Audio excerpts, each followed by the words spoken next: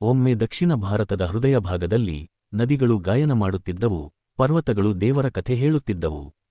ಆ ನಾಡೇ ಕರ್ನಾಟಕ. ಶೌರ್ಯ, ಜ್ಞಾನ ಮತ್ತು ಕಲೆಯ ನಾಡು. ಶತಮಾನಗಳ ಹಿಂದೆ ಇಲ್ಲಿ ಮಹಾನ್ ಸಾಮ್ರಾಜ್ಯಗಳು ಅರಳಿದವು. ಬಾದಾಮಿಯ ಚಾಲುಕ್ಯರು, ಹಳೆಬೀಡು ಹೊಯ್ಸಳರು ಮತ್ತು ಸ್ವರ್ಣಯುಗದ ವಿಜಯನಗರ ಸಾಮ್ರಾಜ್ಯ. ಅವರ ದೇವಾಲಯಗಳು ಕಲ್ಲಲ್ಲ, ಕಲೆ ಮಾತನಾಡುವ ಶಿಲ್ಪಗಳಾಗಿವೆ. ಬೇಲೂರು, ಹಳೆಬೀಡು, ಹಂಪಿ, ಪ್ರತಿಯೊಂದು ಕಲ್ಲೂ ಒಂದು ಕಾವ್ಯ. ಕರ್ನಾಟಕದ ಮಹಿಮೆ ಕೇವಲ ರಾಜರಲ್ಲ, ಅದರ ಕವಿಗಳಲ್ಲಿಯೂ ಸಂತರಲ್ಲಿಯೂ ಜೀವಂತವಾಗಿದೆ. ಬಸವಣ್ಣ ಸಮಾನತೆಯ ಸಂದೇಶ ಕೊಟ್ಟವರು. ಅಕ್ಕಮಹಾದೇವಿ ಭಕ್ತಿಯ ಪ್ರೀತಿಯ ಗಾನ ಮಾಡಿದವರು. ಪುರಂದರದಾಸರು ಸಂಗೀತದ ಪಿತಾಮಹರು. ಕಿತ್ತೂರು ರಾಣಿ ಚೆನ್ನಮ್ಮನ ಧೈರ್ಯದಿಂದ, ಮೈಸೂರು ದಸರಾದ ಸೊಬಗಿನಿಂದ ಕರ್ನಾಟಕ ಶೌರ್ಯ ಮತ್ತು ಸೌಂದರ್ಯದ ಸಂಕಲನವಾಗಿದೆ. ಚಂದನದ ಸುಗಂಧ, ಬಿಸಿ ಬೇಳೆ ಬಾತಿನ ರುಚಿ, ಯಕ್ಷಗಾನದ ನಾದ ಇವೆಲ್ಲ ಕರ್ನಾಟಕದ ಆತ್ಮದ ಪ್ರತಿಬಿಂಬ. ಇಂದು ಕರ್ನಾಟಕವು ಪರಂಪರೆ ಮತ್ತು ಪ್ರಗತಿಯ ನಾಡು.